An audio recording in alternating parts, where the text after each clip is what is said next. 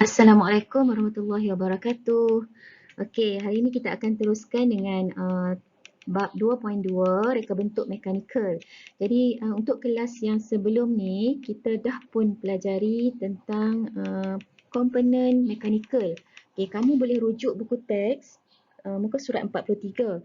2.2.1 iaitu mengenal pasti komponen mekanikal. Ya, ada 11 komponen mekanikal semuanya. Jadi kita dah pun pelajari satu persatu gear, pautan, tuil ataupun tuas, takal, tali sawat, aci sesondol, aci engkol, gelongsor, galas berbola, bindu dan juga rantai. Okay, jadi hari ini kita akan teruskan dengan subtopik 2.2.2 iaitu menjelaskan bagaimana sistem mekanikal berfungsi pada produk yang dipilih. Kamu boleh rujuk buku teks muka surat 48 ya. Dan juga 2.2.3 kamu perlu menghasilkan lakaran 3D reka bentuk gadget yang menggunakan komponen sistem mekanikal yang dipilih. Maksudnya tugasan kamu ialah kamu kena hasilkan lakaran 3D ni. Ya. Okey, kita akan tengok dulu. Okey, apa yang kamu nampak pada gambar ni? Ini ialah contoh-contoh basikal yang ada di pasaran kita lah. Ada macam-macam jenis basikal. Okey, contohnya basikal yang boleh lipat. Ya, basikal yang ni basikal terbaru ni. Maksudnya basikal ni boleh terbang. Dia nak ada kipas kat belakang kan. Yang ni basikal street bicycle. Ni basikal yang ada LED di tayar dia. Dan ada banyak jenis basikal yang boleh lipat dan sebagainya lah. Okey. Jadi pada badan basikal ini dia ada komponen-komponen mekanikal yang membantu basikal ni berfungsi. Ya. Okey. Sila rujuk buku teks muka surat 48. Okey, kita akan tengok gambar rajah basikal. Dari sini kita boleh tengok ada komponen-komponen mekanikal yang terdapat pada badan basikal. Okey, terlebih dahulu kamu tengok dulu pada buku teks bahagian atas sekali tu. Apakah maksud sistem mekanikal? Sistem mekanikal adalah suatu sistem yang melibatkan penggabungan beberapa komponen mekanikal yang berfungsi pada produk yang dipilih. Okay, dan digunakan untuk menyelesaikan sesuatu tugas. Maksudnya, semua komponen ni dia ada fungsi yang tersendiri. Kalau kita nak, semua yang komponen yang kita belajar tadi sebelum ni lah, iaitu 11 komponen tu. Semua ada fungsi-fungsi yang tersendiri. Jadi, kalau kita nak lebih faham lagi apakah fungsi sistem mekanikal tersebut, kita ambil contoh lebih mudah lah dalam buku teks kamu, contoh dia basikal. Okay, jadi pada basikal ni dia ada pelbagai komponen mekanikal dan setiap komponen dia ni semua ada fungsi yang tersendiri.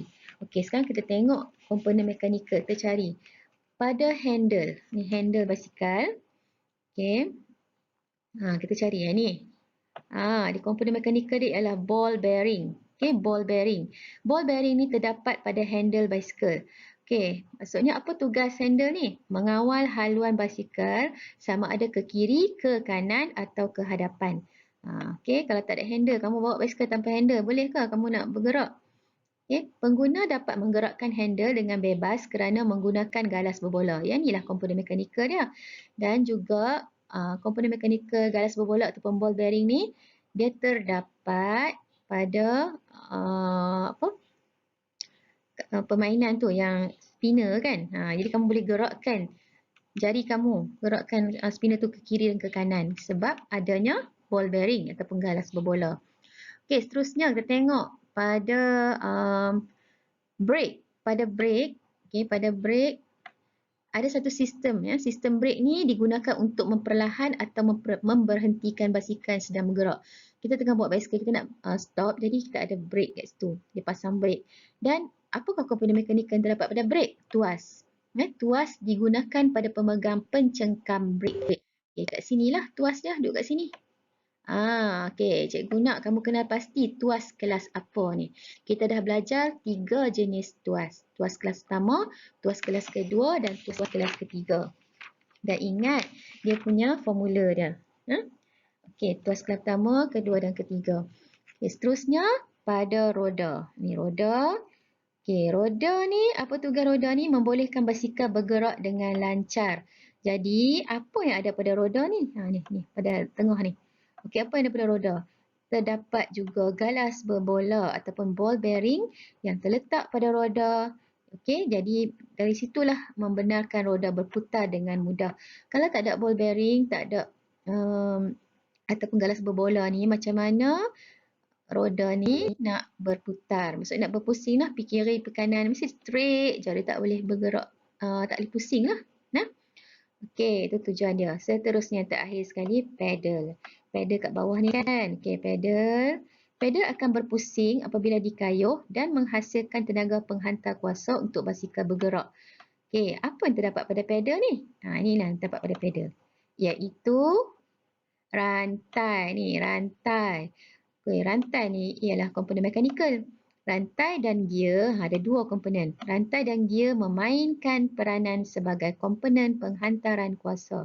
Jadi memang tugas inilah, tugas dua-dua ni untuk menghantar kuasa. Jadi membolehkan basikal bergerak dengan lebih mudah. Okey, jadi itu sahaja untuk komponen mekanikal. Jadi cikgu nak kamu jawab soalan ni. Nyatakan maksud sistem mekanikal. Dan yang kedua, apakah komponen mekanikal yang digunakan dalam sistem brake basikal? Kalau tak tengok buku, boleh ingat tak? Okey. Okey.